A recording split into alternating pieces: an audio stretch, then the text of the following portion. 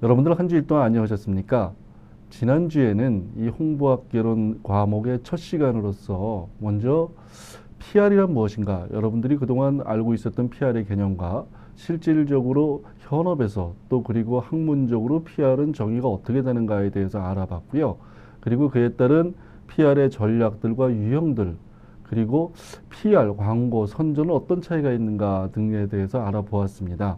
그때 먼저 제일 중요한 것이 PR 또는 홍보라는 것이 단순하게 언론에 기사를 내는 것 정도, 그다음 우리 제품에 대해서, 우리 기업에 대해서 좋은 기사가 나게 하는 것 정도가 아니라 PR이라고 하는 것은 영어에서 보듯이 Public Relation이라고 해서 PR, 공중들과 조직체가 상호간에 쌍방적으로 이익이 되게끔 하는 관계를 유지하고 또 관리해 나가는 기능이다라고 말씀을 드렸습니다.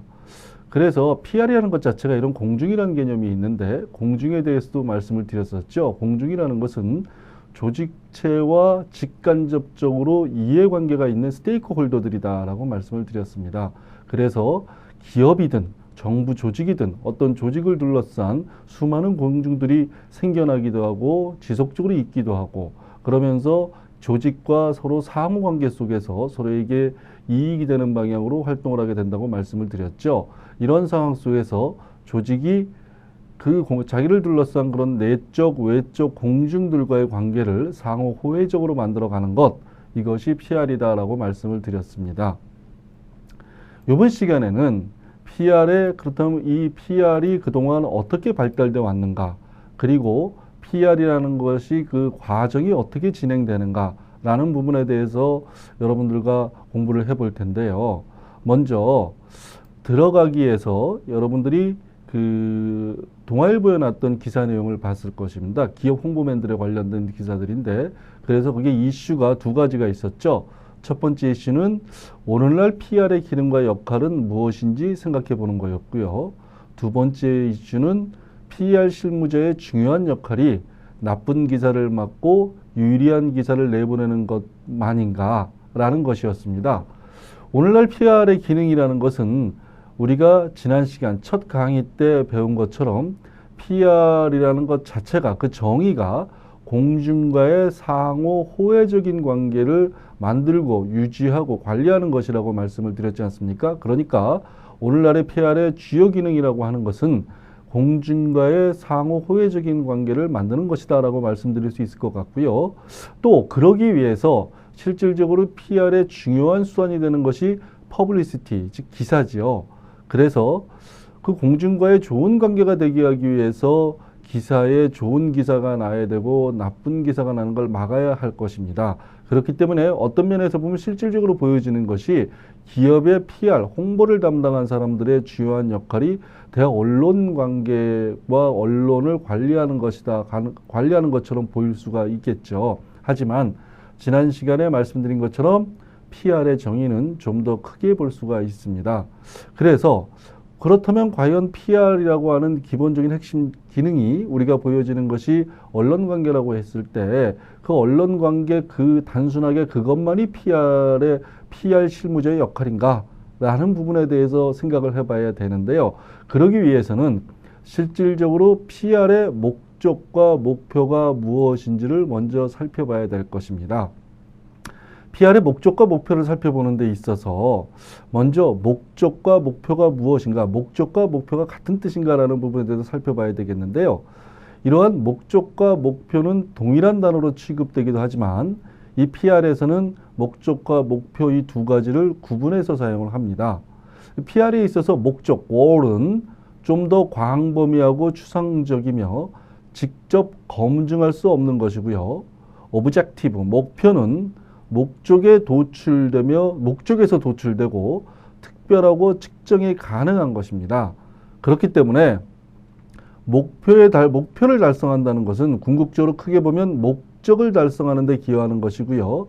그래서 결론적으로 말씀드리면 목적이 전략이라면 목표는 그 목적을 달성하기 위한 일종의 전술적 성격을 가지고 있다, 이렇게 말씀드릴 수 있겠습니다.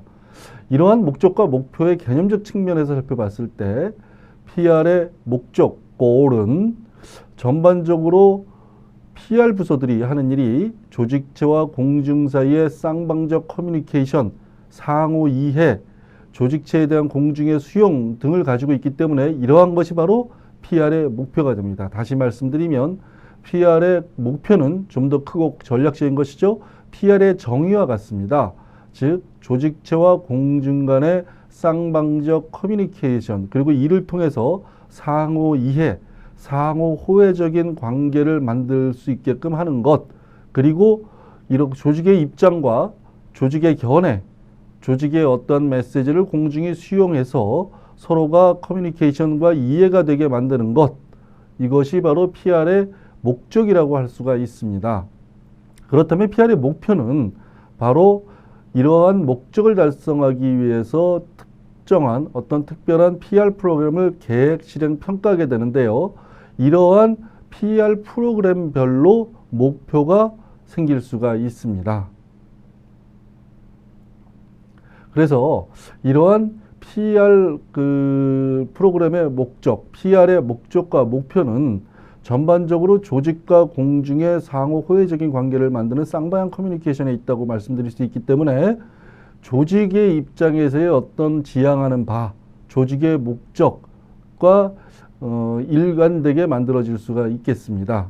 그리고 목표라는 것은 오브젝티브죠. 목적은 크게 봐서 대부분의 PR의 목표가 같다고 한다면 목표는 그 여러 가지 상황에 따라서 PR 프로그램에 따라서 각각 달라질 수가 있겠습니다.